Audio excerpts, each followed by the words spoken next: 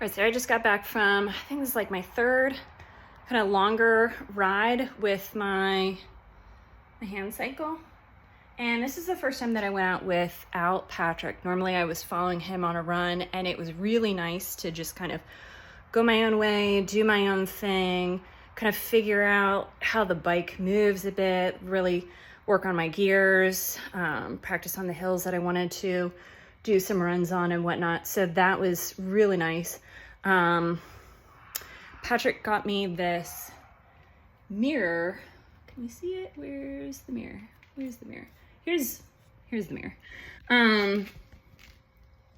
But the problem, which was great, because one of the issues that I had was that I couldn't see behind me when I was following him and having to take left-hand turns. I'm trying to turn around. Like, I didn't know what I was looking for. So I couldn't tell if there was a car behind me or not, which really bothered me. So he got me this mirror.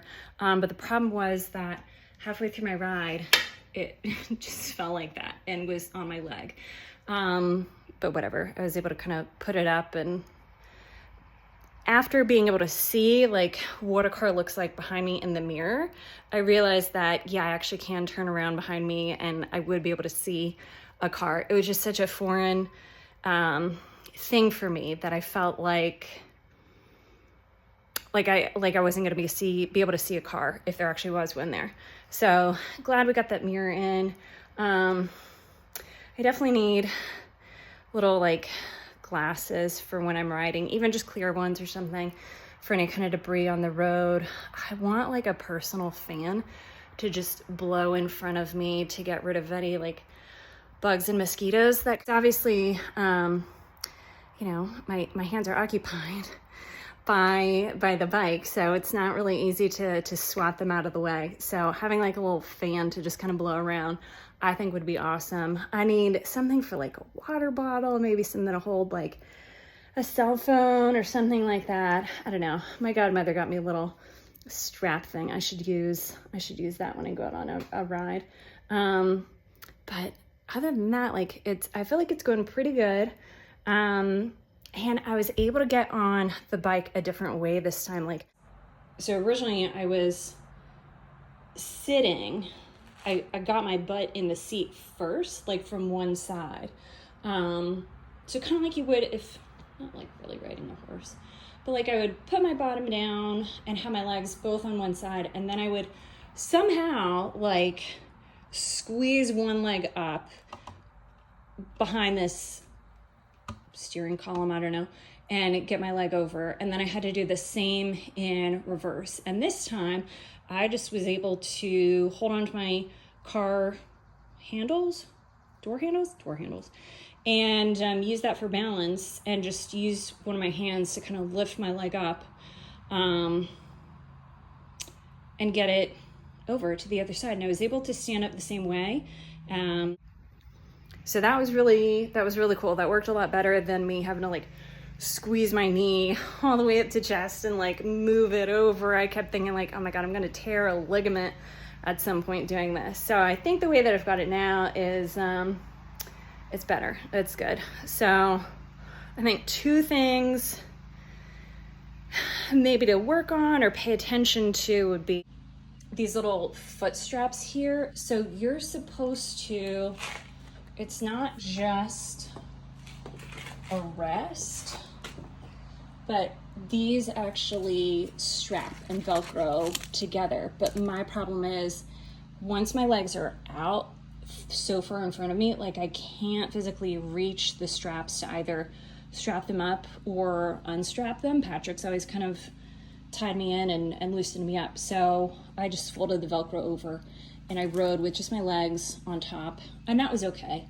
But then there's this thing here. I don't know if this is supposed to be a seat belt to keep me strapped in, or if it's like an additional strap for the seat padding, because if I undo this, like in theory, you would think, oh, this is just gonna go over my lap. Like it'll loop through the side here. How was I looping it through? Like I would fit it, I can't even fit it through. Here, I have to like feed it Like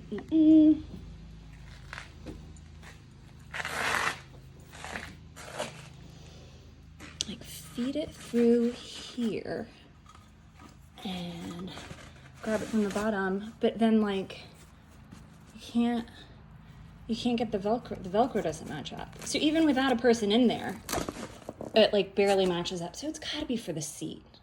I don't think it can be a seatbelt unless it was attached incorrectly on the bottom. I don't know. To be determined. I'll figure it out. Patrick said he sent me some sort of video on kind of the mechanics of this bike. So maybe it's got something about that, but we'll see. But yeah, I'm just super excited still about this purchase. I just felt like every time I've gone out, I have just felt like free. That is like the number one feeling that I felt. And like, yeah, I had kind of that feeling with my tricycle. The trike was definitely fun. It was an adventure. Like I was able to get out in my neighborhood in a way that I hadn't before. But using my trike, because I use my legs, like it is both a physical workout and a mental workout when I'm on that thing, because I have to think about what my feet are doing. I can't just la la la and enjoy the scenery and pedal my bike. I very often have to like look down at my feet and see, okay, what are my legs doing?